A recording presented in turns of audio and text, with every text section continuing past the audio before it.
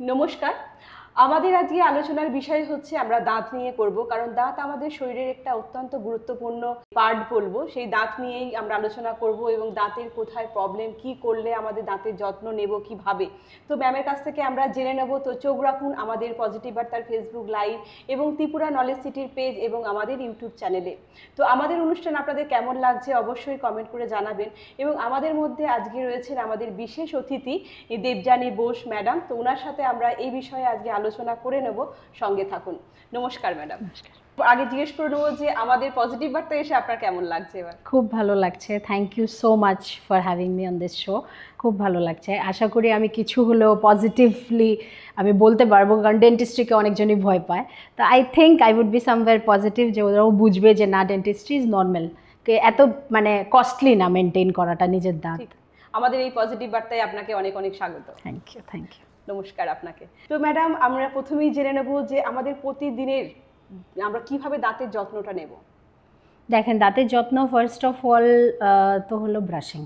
Brushing খুবই important. দুবেলা brush করবেন, একবার ফ্লস, দুবেলাই মাউথ ওয়াশ, বাস অতটুকু। আমি জানি শুনতে অনেকটা বেশি লাগে, বাট এতটুকু করলে ইটস এনাফ। আর যখনই কিছু খাবেন মুখটা কুলকুচি করে নেবেন, চাহে লিকুইড হোক, সলিড হোক, সেমি সলিড হোক, যাই খাবেন মুখটা ভালোভাবে কুলকুচি করে নেবেন। সেটা চাই কেন না হোক, বিকজ চায়ের থেকে স্টেইন হয়ে যায়, ওই স্টেইনটাও পড়বে না। কিংবা মানে মুখটাকে পরিষ্কার রাখার চেষ্টা করবেন যতটা পরিষ্কার আমাদের রাখতে লাগবে মাউথটাকে।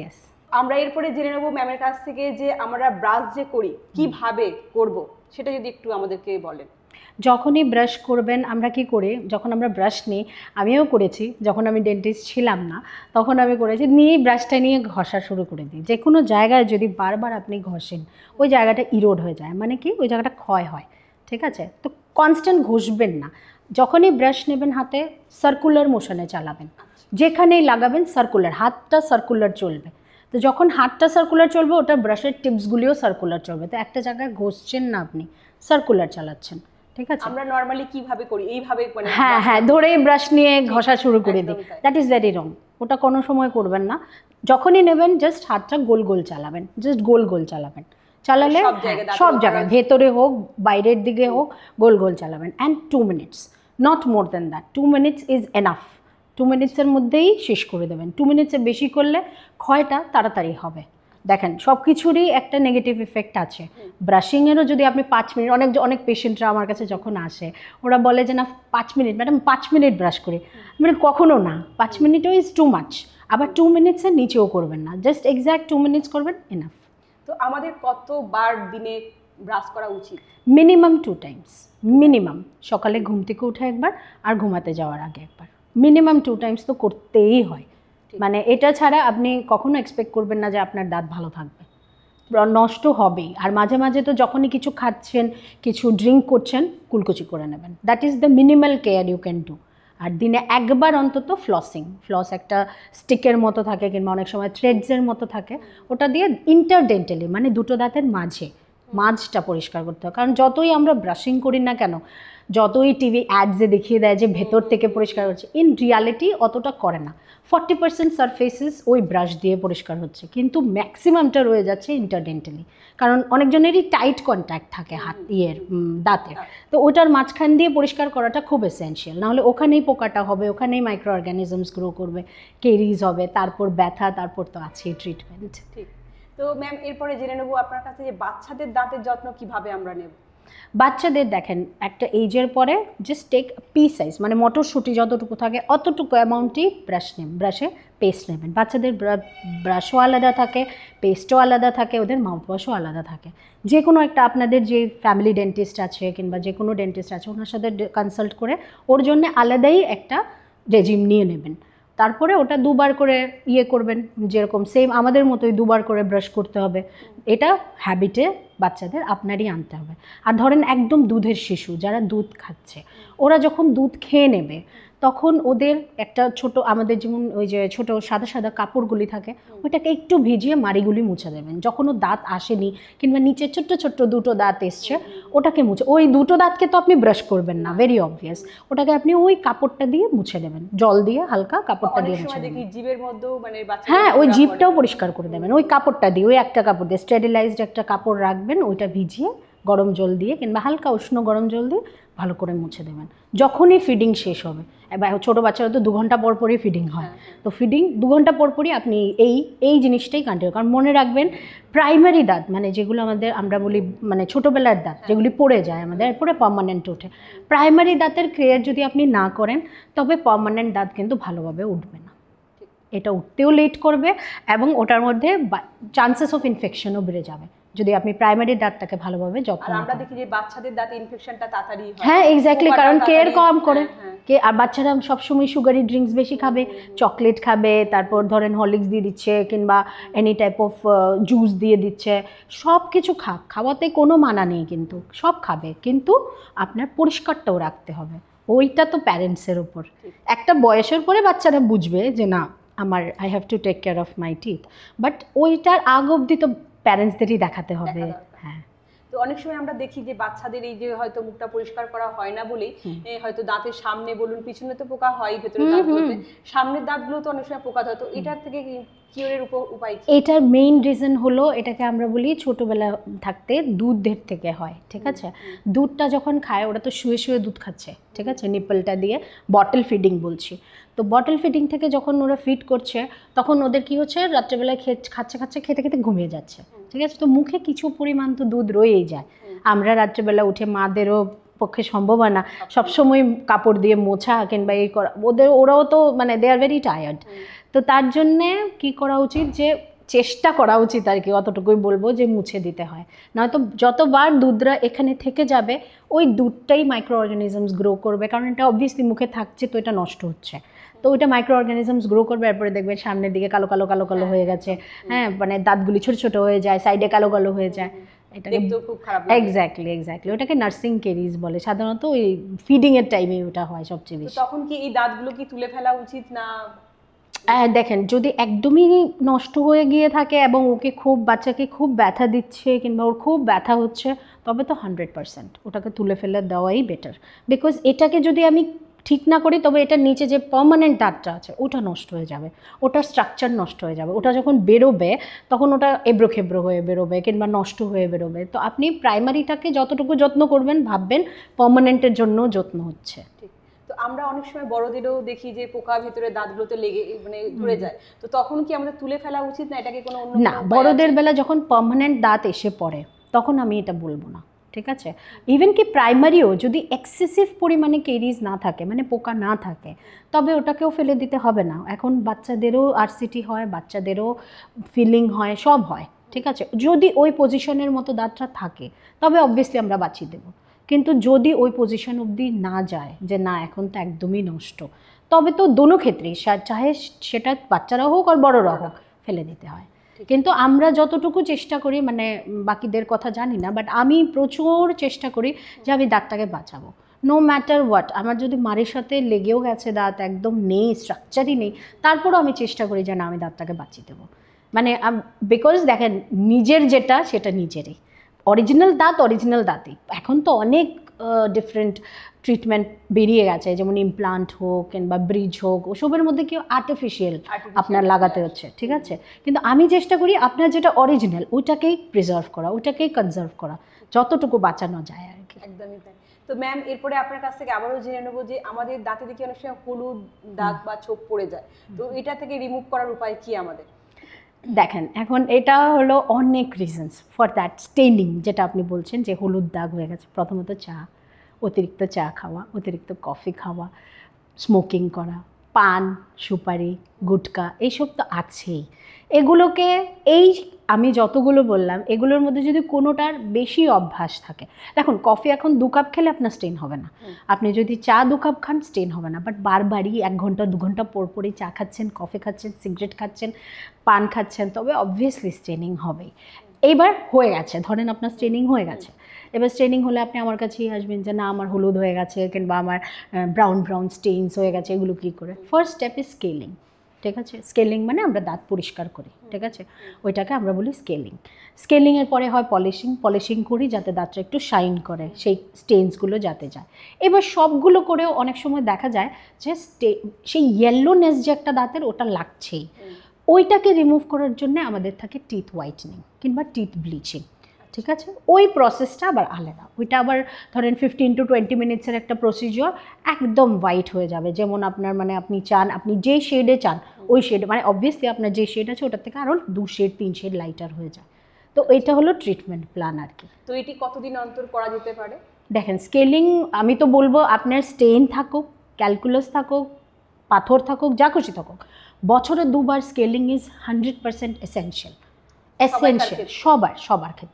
সবার ক্ষেত্রে। এবার কয়েকজনের কি হয়, টেন্ডেন্সি আছে, যেমন এত বছরের প্র্যাকটিসে আমি একটা জিনিস দেখেছি, সব পেশেন্টদের আবার যেমন পাথর জমে না, শুধু স্টেইন হয়, হালকা হালকা ইয়েলো হয়, পাথর জমে না। কিন্তু যাদের পাথর জমে বেশি, আমি বলবো ওদের আরেকটু ফ্রিকোয়েন্ট করাতে লাগতে পারে।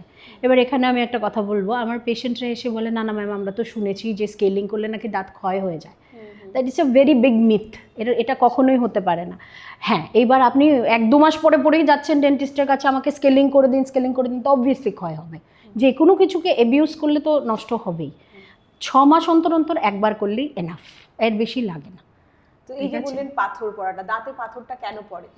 ওই যে যত্ন না করলে, আমরা কিছু খেয়ে নেছি, ধরেন রাত্রেবেলা ঘুমিয়ে যাই, এখন টায়ার্ড হয়ে গেছি, আজকে আর ব্রাশ করবো না, ওটা থেকেই পাথরটা। এক্স্যাক্টলি। তো আপনার খাবারটা জমে আছে না, এবার দিনের পর দিন এটা জমেই যাচ্ছে, এটা আস্তে আস্তে মিনারেলাইজ হয়ে যায়, মিনারেলাইজ হয়ে বড় একটা পাথরের লেয়ার তৈরি করে দেয়। মানে প্রতিটা দাঁতের ফাঁকে ফাঁকে জমে যায়। হ্যাঁ, দেখবেন অনেক সময় খোঁচা দিলে একটু বেরিয়ে আসে, হ্যাঁ পাথর লাগে মুখের মধ্যে একটু, ওইটাই।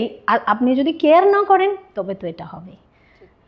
1-2 দিন ঠিক আছে, মাসে 1-2 দিন আপনি স্কিপ করলেন রাত্রেবেলা ব্রাশ করা, আজকে একটু টায়ার্ড আছি, আজকে পারছি না, তবে ঠিক আছে, but not everyday. It should not become an হ্যাবিটটা ওইটা হওয়া দরকার যে না পরিষ্কার রাখবো। ধন্যবাদ ম্যামকে। তো ম্যাম এরপরে আবারও জেনে নেব যে আমাদের মুখে দেখি অনেক সময় দুর্গন্ধ হয়, বা অনেকে কথা বলতে গেলে তার মুখ দিয়ে দুর্গন্ধ বেরিয়ে আসে, তো এটা কেন বা এটা যত্ন কিভাবে আমরা নেব? দেখেন মুখের দুর্গন্ধ, আমি আবার সেম টপিকে আসবো। ইফ পান খাচ্ছেন, স্মোকিং করছেন, tobacco, any type of tobacco, পান, বিড়ি, সিগারেট, গুটখা, যা কিছু খাবেন আপনি, ইট উইল ক্রিয়েট প্রবলেম, ঠিক আছে। চা খেয়েছেন, কফি খেয়েছেন, খুব খেয়েছেন, ঠিক আছে, ধরেন 2 কাপ না, কিন্তু আবার ইন্টারভেলসে 2 ঘন্টা পর 1 কাপ কফি, এনিথিং যেটা মুখের মধ্যে কনস্ট্যান্ট থেকে যাবে, that will create a smell first. এবার সেকেন্ড কি হয়, যদি আমাদের মুখের মধ্যে কোনো পোকা টোকা থাকে, আমরা ট্রিট করাচ্ছি না, কিংবা কোনো দাঁতে কোনো ইনফেকশন আছে, ট্রিট করাচ্ছি না, আচ্ছা ওষুধ খেয়ে ঘুমিয়ে যাচ্ছি, ওষুধ খেয়ে চালিয়ে দিচ্ছি, তবে অবভিয়াসলি আপনার মুখে স্মেল হবে। থার্ড, আপনার পেটে কোনো সমস্যা থাকলে, কোনো রকম ভেতরের গাট প্রবলেম থাকলে, অবভিয়াসলি আপনার স্মেল হবে মুখে। তো দেয়ার আর অ্যাম্পলস অফ রিজন যার জন্যে স্মেল হয়। এবার বলে স্মেল হলে কী করতে হবে, আপনি ডেন্টিস্টের কাছে যাবেন, অবভিয়াসলি ডেন্টিস্ট আপনার পুরো অরাল ক্যাভিটিটা মানে পুরো মুখের ভেতরটা চেক করে দেখবে কি এইসব সিমটমস আছে কি না, তারপর ও ইন্টারনাল যাবে। যদি দেখে যে না মুখের মধ্যে সব কিছুই ঠিক আছে কিন্তু তারপরেও স্মেল হচ্ছে, তখন ও বলবে যে না আপনার তবে পেটে কোনো সমস্যা আছে, আপনি একটু চেক করান। তো তখন আমরা বুঝে, টেস্ট দেবে, তখন আমরা বুঝে টেস্ট দেবো, ওই টেস্টগুলো করালে তারপরে আমরা বুঝি যে এটা কিসের থেকে অ্যাকচুয়ালি হচ্ছে, then we work on that cause. ওই যেটার জন্য হচ্ছে, ধর পান সুপারি থেকে বলবো পান সুপারি খাবেন না, স্মোক করলে বলবো স্মোক করবেন না, তো ওইটা treatment depends on what is the factor, কিসের জন্য হচ্ছে ওটার উপরে ডিপেন্ড করে। ধন্যবাদ ম্যাডাম আপনাকে আবারও। তো ম্যাডাম এরপরে জেনে নেবো যে অনেক সময় দেখি অনেকের দাঁতে উঁচু নিচু থাকে, তো এই উঁচু নিচু দাঁতগুলোকে সোজা করতে গেলে আমরা অনেক সময় দেখি অনেকে ক্লিপ ব্যবহার করে, তো এই প্রসেসটা কিরকম ভাবে হয়? বা দেখেন এটা এখন থাকে অনেকজনের, যেমন ওচা থাকে, অনেকটাই ওচা, হয়তো নিচের পাটি নয়তো উপরের পাটি ওচা থাকে। তো আমার কাছে যেমন অনেক বছর আগে একটা পেশেন্ট এসেছিলো, ও আমাকে বলেছে একদম বিয়ে হওয়ার কিছুদিন আগেও এসছে, মানে 6 মাস, বিয়ে হওয়ার 6 মাস আগে এসছে, 6 মাস না 1 বছর আগে এসছে। হ্যাঁ, এসে আমাকে বলছে ম্যাডাম, ও ভীষণ কাঁদছিল, ম্যাডাম আমার বিয়ে হচ্ছে না, এই কারণে আমাকে রিজেক্ট করে দিচ্ছে সবাই, দেখেন এই অবস্থা, এত ওচা। আর ওচা মানে কি, মানে ওর বেরিয়ে যাচ্ছে আর কি, মানে একদম ঠোঁটের মাঝখান দিয়ে বেরিয়ে যাচ্ছে না। তো অবভিয়াসলি দেখেও খারাপ লাগে, মেয়েটা এমনি দেখতে দেখতে খুবই সুন্দর ছিল, কিন্তু এটা হয়ে গেছে। তো আমি বলেছি কোনো টেনশন নেই, হয়ে যাবে, ওই তার লাগবে, তার লাগিয়ে হয়ে যাবে ঠিক। তো তারপর আমার এখানে যে স্পেশালিস্ট আসেন ওনার সাথে কথা বলালাম, ওনার সাথে হলো। তারপর আস্তে আস্তে একটু টাইম দিতে হয় এই ট্রিটমেন্টটাকে। এই ট্রিটমেন্টটা একটু পকেটে কস্টলিও যায়, বিকজ অবভিয়াসলি আপনার দাঁতটাকে ঠিক করছে না, ও সমান করবে দাঁতটাকে টেনে। তো তার লাগানো হলো, তারপরে 6 months to 8 monthsের মধ্যেই ওর ট্রিটমেন্টটা হলো, বিকজ ওর শুধু অল্প জায়গায় ছিল, মানে একদম সবটা ছিল না, শুধু সামনের 4-5টা দাঁতই উঁচা, একদম নিচটা আবার ঠিক আছে। তো যখন লাগিয়ে দিলাম তখন ওর তো একটু প্রথম তো তার লাগালে সবারই প্রবলেমটা হয়, সব খেতে পারে না, এরপরে ব্যথা ব্যথা লাগে, কেটে কেটে যায়, এগুলো একটু সবার প্রবলেম হয়। এখন বেরিয়ে গেছে আরও নতুন ট্রিটমেন্ট, ইনভিসালাইন বেরিয়ে গেছে, ওগুলো তো একদমই নো পেইন, নাথিং, কিছু হবে না, বুঝবেনই না আপনি লাগিয়েছেন। তো 7 কিংবা 8 মান্থে যখন ওরটা খুললাম, মানে ওই যে বলে না ডাক্তারদের কাছে এটাই পাও না, মানে ও এতভাবে কাঁদলো আমার সামনে, মানে ও বললো যে না, হ্যাঁ খুশির কান্না, মানে ও বললো যে না আমার দাঁতগুলো এখন ঠিক হয়ে গেছে, আমার তো মানে আমি আপনাকে কি করে থ্যাংক ইউ বলবো। ওর খুব গরিবও ছিল, এত বেশি মানে টাকা পয়সা দেওয়ার মতো না আর কেউ। আমার মনে আছে ওর বাবার একটা বাজে মালের দোকান ছিল, তো বলছে আমি এত তো টাকা দিতেও, তখন আমি ওর জন্য আমি কম, মানে ওর ইমোশনাল সাইডটা দেখে, একটা মেয়ে হয়ে অবভিয়াসলি আমিও বুঝি, তো ওর ইমোশনাল সাইডটা দেখে আমি ওর থেকে অনেক কমই রেখেছিলাম, আমার মনে আছে কিছু তো রাখতেই হবে কারণ স্পেশালিস্ট কাজ করছে। তো মানে তখন ও যখন কাঁদলো, মানে এখনও আমার যেমন গুজবাম্প দেয় ওই টাইমটা চিন্তা করলে, মানে খুব কান্না করেছে আমার কাছে, কান্না করে বলেছে দিদি তোমার জন্য আমি পেয়েছি, আমি নয়তো আমি মানে আমার তো আশাই চলে গেছিলো যে আমি আর বোধহয় আমার কখনোই বিয়ে হবে না। ওর বাবাটাও মানে ওকে বকাবকি শুরু করে দিয়েছিল যে তোমার বিয়ে হচ্ছে না, এই না হয় না, ওদের ইয়েতে হয় এরকম যে ওরা দোষারোপ শুরু করে দেয় না, এই জন্য। তারপর ও বলেছে আমি তোমার বোর্ড দেখেছি, বোর্ড দেখে তারপরে এসেছি। তো ওটা আমার জন্য একটা পাওনা। এরকমই কোনো একটা স্মরণীয় ঘটনা, মানে খুব সুন্দর ঘটনাটা শুনতে ভালোই লাগলো, এরকম যদি কোনো একটা স্মরণীয় ঘটনা শুনতে পারি আপনার কাছে। আরেকটাও ছিল এরকম, আমার মনে আছে ওর বাবা ওই যে ঠেলা নিয়ে যায়, মূর্তি টুর্তি নিয়ে যায়, যে ওসব ঠেলা ইয়ে করে আর কি। তো ও এসছে, মেয়েটা ও এসে বলছে ওরও সেম প্রবলেম, কিন্তু ওরটা আবার কি, ওর পুরো দাঁত সামনে নষ্টই হয়ে গেছে, মানে ওর আর তার লাগানোর মতো কোনো সিস্টেমই নেই, ওর পুরো দাঁত একদম পোকায় খেয়ে নিয়েছে। আর কত এজ, 19-20 হবে, ওরও সেম, হ্যাঁ ওরও সেম, বিয়ের আলাপ টালাপ চলছে, হ্যাঁ। আর এসে বারবারই মানে ওর মানে টেনশন যে আমার তো বিয়ে হবে না, আমার বাবাও বলছে বিয়ে হবে না, মাও বলছে বিয়ে হবে না। বলছি কেন বিয়ে হবে না? বলে না দেখো না আমার সব তো দাঁত নষ্ট সামনে, হ্যাঁ, আর একদম কালো হয়ে আছে সামনের দাঁতগুলো, হ্যাঁ। তা আমি বলেছি কিছু হবে না, এটাও আমি ঠিক করে দেবো, তুমি একটু ভরসা রাখো, হবে, ঠিক হবে।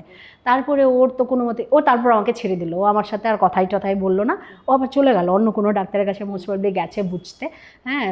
তো ওর কাছে হয়তো একটু টাকাটা বেশি লেগেছে কিংবা কিছু, হ্যাঁ। ও আবার গেছে আরেকটা ডাক্তারের কাছে, ঘুরে টুরে আবার এসছে আমার এখানে, এসে বলছে না আমার ওনার সাথে কথা বলে ভালো লাগেনি, আমার মানে বিশ্বাসটা দিতে পারিনি আমি, আপনি যে আমাকে বিশ্বাসটা দিচ্ছেন আমাকে দেবেন তো, কারণ আমার বাবা কিন্তু একদম, আর বাবা যে এসেছিলো মানে উনি একদম একটা গেঞ্জি পরেছিল যেটার মধ্যে পুরো মানে হোল একদম, মানে খুবই গরিব, দেখেই বোঝা যাচ্ছে।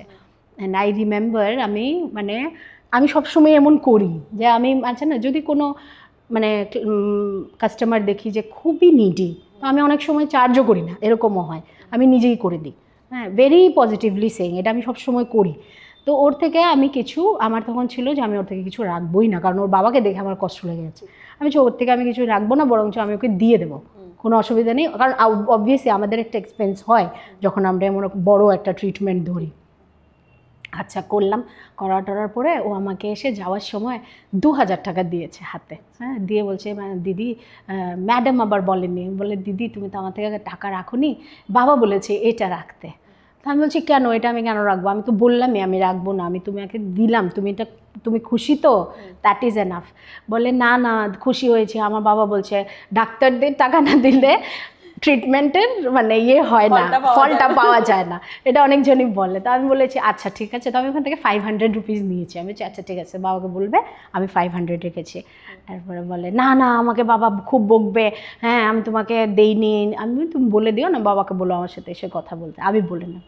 তারপর আমাকে মানে প্রণাম টনাম করে এরপরে বেরিয়ে গেছে, মানে ওটাই আমার পাওনা, ওটাই আমার পাওনা, এর থেকে বেশি আমার কিছু লাগে না। বাহ, খুব সুন্দর, ভালো লাগলো ম্যামের গল্পটা শুনে।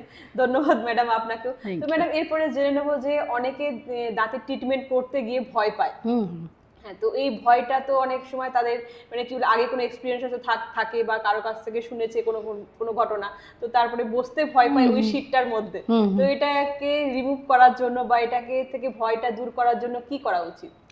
দেখেন, আগে এখনও শুনি আমি এটা, এখন আমার মনে হয় আমি একটু বেশিই শুনি এই জিনিসটা, না আমি কিছু করব না, ইঞ্জেকশন নেব না, আমার খুব ভয় লাগে, ডেন্টিস্টের কাছে যাব না। এটা কখন হয় জানেন তো, যখনই যে কোনো একটা পার্সনের ফার্স্ট এক্সপিরিয়েন্সটা খারাপ হয়ে যায় ডেন্টিস্টের সাথে। ও ফার্স্ট টাইম গেছে, ধরেন ও আমার কাছে এলো ফার্স্ট টাইম, এবারও খুব ব্যথা পেয়েছে, হ্যাঁ, কিংবা ওর খুব প্রবলেম হয়েছে, ওই সময় কি হয়, ওর মেন্টালিটিটা সাইকোলজিটা চেঞ্জ হয়ে যায়। ও নেক্সট আমার কাছে তো আসবেই না, ঠিক আছে, ও নেক্সট টাইম যার কাছেই যাবে ওর কাছে ভয়ই পাবে, ঠিক আছে। কিংবা ধরেন বাচ্চারা যদি বাবা মাকে দেখে যে না বাবা মারা গিয়ে মানে মানে ওরা সাফার করেছে, তো বাচ্চারার মধ্যে ওই জিনিসটা পড়ে যায়, মা গো ডেন্টিস্টজি, আমি যাব না ডেন্টিস্টের কাছে, এটা হয়ে যায়। কিন্তু আজকের দিনে ট্রিটমেন্টস কিংবা আজকের দিনে ফ্যাসিলিটিস এত বেড়ে গেছে যে there is no need to fear dentistry. এখন মানে আন্ডার অ্যানেস্থেসিয়া সব কিছু হয়, ঠিক আছে।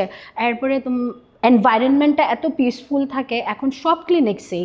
এনভায়রনমেন্টটা পিসফুল রাখার জন্য we have a different kind of interiors, যেমন বাচ্চাদের জন্য একটা ডিফারেন্ট ইন্টিরিয়ার থাকে আমাদের। বাচ্চাদের জন্য যদি আজকে আমি একটা ডেন্টাল ক্লিনিক করি, ইটস টোটালি ডিফারেন্ট, সব পুতুল টুতুল দিয়ে সাজানো, ওদের জন্য ফ্রেন্ডলি করা আর কি। এরপরে বড়োদের জন্য যদি থাকে একটু স্ট্যান্ডার্ড, একটু পিসফুল, কাম হোয়াইট, একদম এসি টেসি দেওয়া, খুব আরামসে। এরপরে আপনাদের ট্রিটমেন্ট যারা করছে ওরাও প্রফেশনাল, এবং যারা নার্সেস আছে, যারা হেল্পার্স আছে, অ্যাসিস্ট্যান্টস আছে, ওরাও খুব মানে ভেরি কোঅপারেটিভ, পেশেন্টকে কনস্ট্যান্ট বোঝাচ্ছে কিছু হবে না, একটু টাইম দেন। মানে আমি মনে করি দ্যাট এই যে ডাক্তারি প্রফেশনটা, maybe dentistry, maybe MBBS or anything, এক লিটল বিট অফ কাইন্ডনেস যদি আমরা পেশেন্টদের দেখাই না, পেশেন্টরা অটোমেটিকলি দে গিভ আস, তারা অটোমেটিকলি ওদের মানে বলে না অনেক সময় ডাক্তারের সাথে কথা বলেই ঠিক হয়ে যায়। ইয়েস, এক্স্যাক্টলি, অ্যান্ড এটা সাইকোলজিটা কাজ করে। তো আপনার এটা টোটালি ডেন্টিস্টের উপরে ডিপেন্ড করে যে ওরা কি করে ওটাকে ফেস করবে, কি করে পেশেন্টটাকে কমফোর্টেবল ফিল করাবে।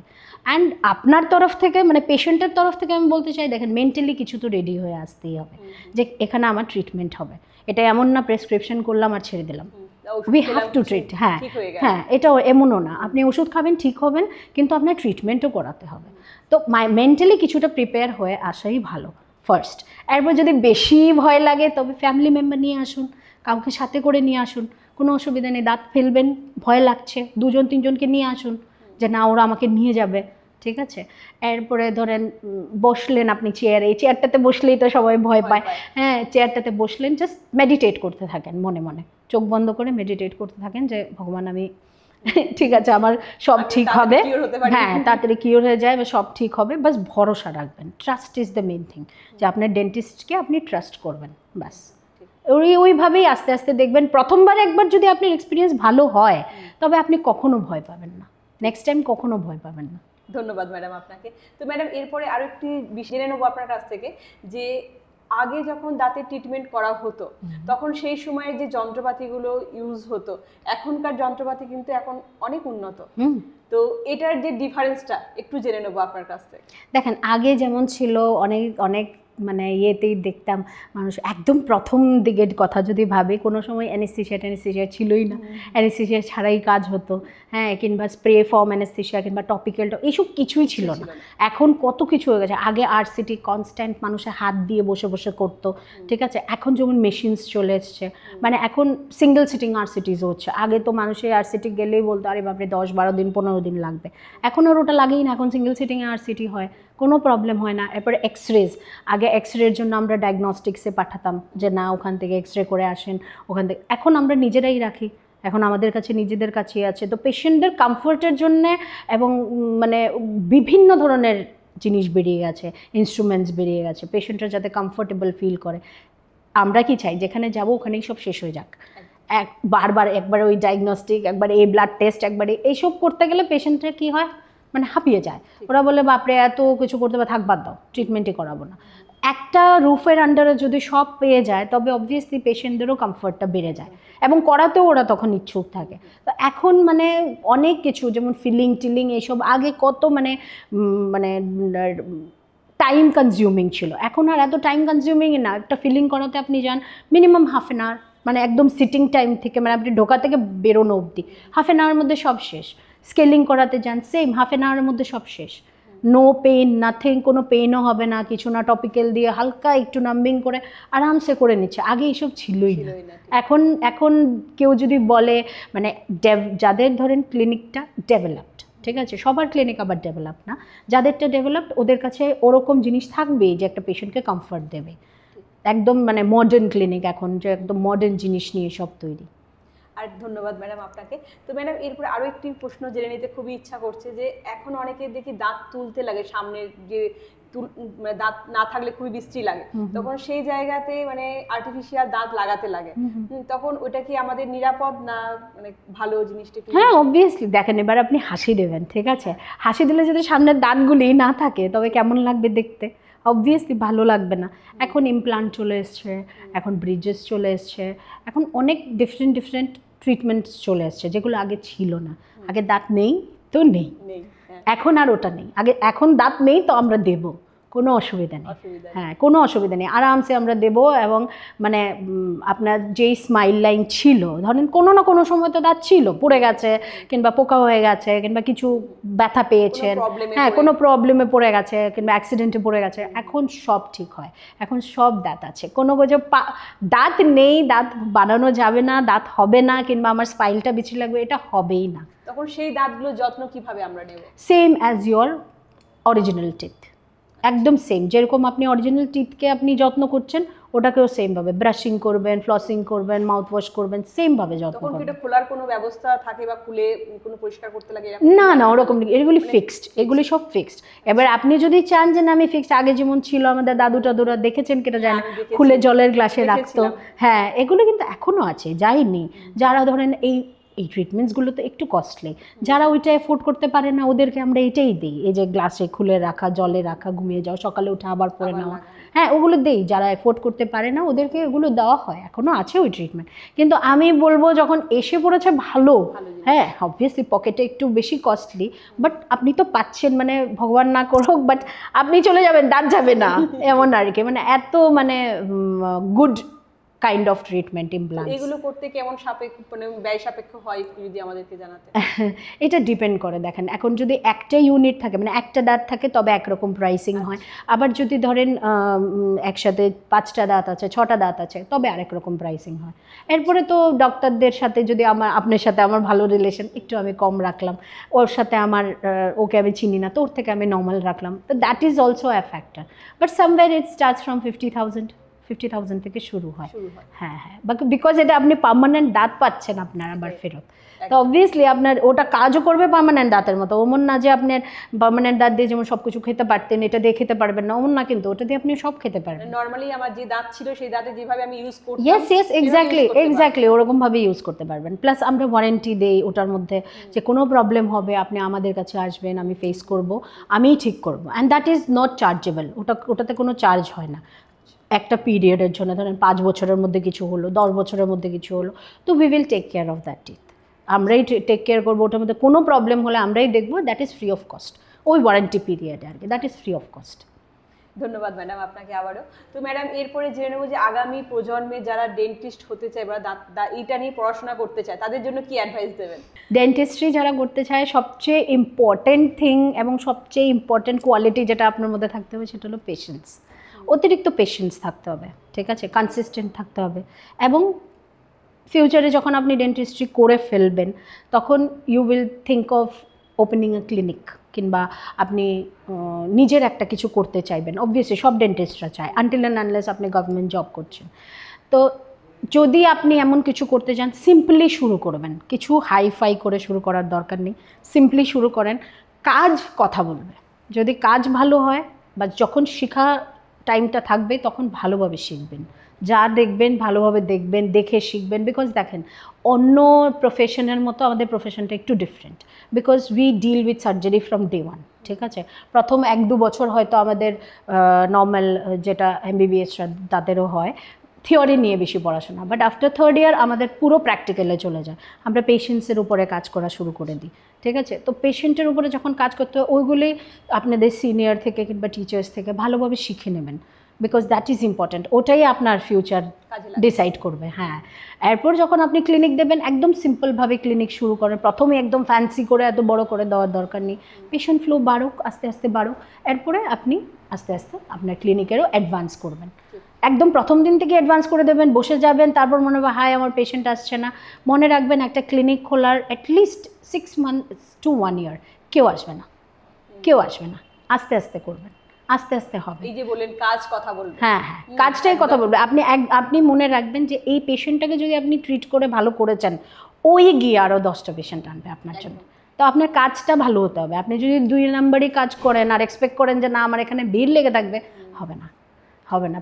কাজও ভালো করতে হবে, ব্যবহারও ভালো থাকতে হবে, সব কিছু সব কিছু। অনেক সময় পেশেন্ট যেমন দেখেন আমাদের কি আর নেগেটিভ হয় না, আমাদের সাথে পেশেন্ট আসছে এসে বকেও যায় যে না এটা কী করেছেন আপনি, এসে ওই সময় আমার এক্সাইটেড হলে হবে না, আমার ওকে বোঝাতে হবে যে না ঠিক আছে হতেই পারে, আমিও মানুষ, আমি তো ডাক্তার হয়েছি ঠিক আছে, ভগবান হইনি, একটা ভুল হয়ে গেছে হয়তো, আপনি বুঝেন, আমি ঠিক করে দিচ্ছি। অ্যাটিটিউডটা ওরকম থাকতে পারে, নাকি আপনি ঝগড়াই লেগে গেলেন। তো দ্যাট ইজ ওয়েট আপনি পেশেন্টটাকে হারিয়ে ফেলবেন, ওর সাথে আরও 10 জনকেও হারিয়ে ফেলবেন। ধৈর্য মেইন থিং, প্রথমেই বলেছি পেশেন্স ইজ দ্য কি। ধন্যবাদ ম্যাডাম, আপনাকে আবারও ধন্যবাদ দেবো যে আমাদের পজিটিভ বার্তার এই অনুষ্ঠানে আসার জন্য এবং আপনার মূল্যবান এই বক্তব্য এখানে দেওয়ার জন্য, এবং আগামী দিনে আবারও চাইবো আপনাকে এখানে। তো আমাদের অনুষ্ঠান একেবারেই শেষের পর্যায়ে, তো আমাদের অনুষ্ঠান কেমন লাগছে অবশ্যই কমেন্ট করে জানাবেন, এবং আমাদের আগামী অনুষ্ঠান দেখার জন্য চোখ রাখুন আমাদের পজিটিভ বার্তার ফেসবুক লাইভ এবং নলেজ সিটি পেজে আমাদের, এবং আমাদের ইউটিউব চ্যানেলে। তো আজকের মতো এই পর্যন্ত, নমস্কার।